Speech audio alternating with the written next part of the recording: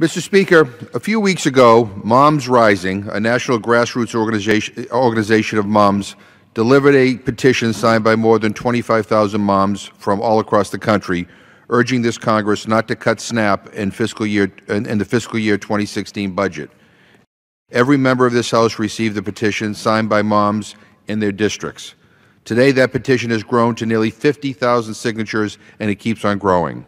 This is just the latest petition from MomsRising, urging Congress to prioritize children in the budget and protect SNAP from cuts and other structural changes. I want to share one of the stories from a mom. Monique from Ohio writes, and I quote, "I was raised to always work, and so was my husband. We have tried to instill this in our daughter, even going so far as to work opposite shifts and have family babysit if there was an overlap. When my husband was laid off 2 years ago and then couldn't find work, I tried my best to keep us floating on just my income, walking to work because I didn't have the bus fare, often having $20 or less after paying the bills to feed my family for a week. I resisted getting on welfare, having been raised never to take a handout. My pastor was the one who pointed out that I had already paid for that right through my taxes over several decades. Since signing up for SNAP benefits, I can feed my family, filling nutritious meals again. Of course, my husband is still looking for work, and that will pick up the slack again if he gets work. And once he finds it, we will happily forego the benefits again. Until then, all I can say is thank God and the government for having a safety net in place." End quote. Unfortunately, Monique's story is not unique, but it shows that without SNAP, her family would have been much worse off during these tough times. 1 in 5 children in the United States experiences hunger. Without the Supplemental Nutrition Assistance Program, or SNAP, that number would sadly be much higher. Already, nearly half of all SNAP participants are children under the age of 18, nearly half, Mr. Speaker. And this is despite the fact that SNAP households with children have high work rates. Families with children who are working continue to earn so little that they still qualify for SNAP, and they will struggle to put food on the table.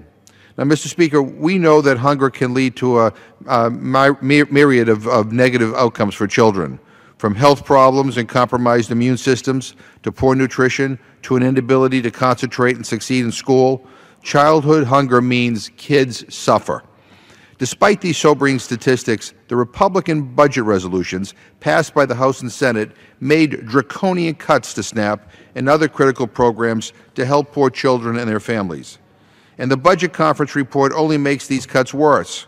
It builds upon a $125 billion cut to SNAP in the House budget.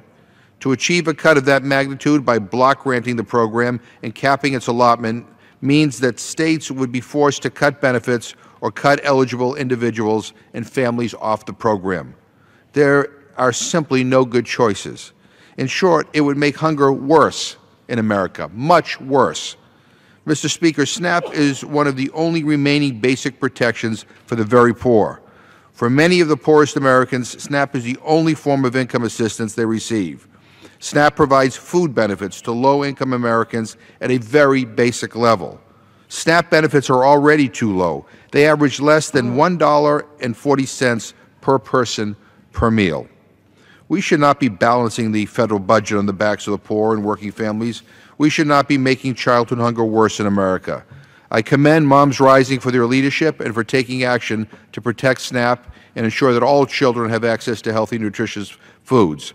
Later today, MomsRising will start a Twitter storm under the hashtag #MissionPossible to highlight how building a strong economy for women, families, and the nation is mission possible with policies to protect SNAP, promote healthy nutrition, guarantee paid sick days, require equal pay for equal work, and make child care more affordable. These are economic security priorities that boost our families and our economy. As the old adage goes, mother knows best. We should listen to our moms, especially as we gather only a few days after Mother's Day. We should be strengthening families' economic security, and we should be working to end hunger now, not making it worse. I yield back to my time. Gentleman yields back. Chair now recognizes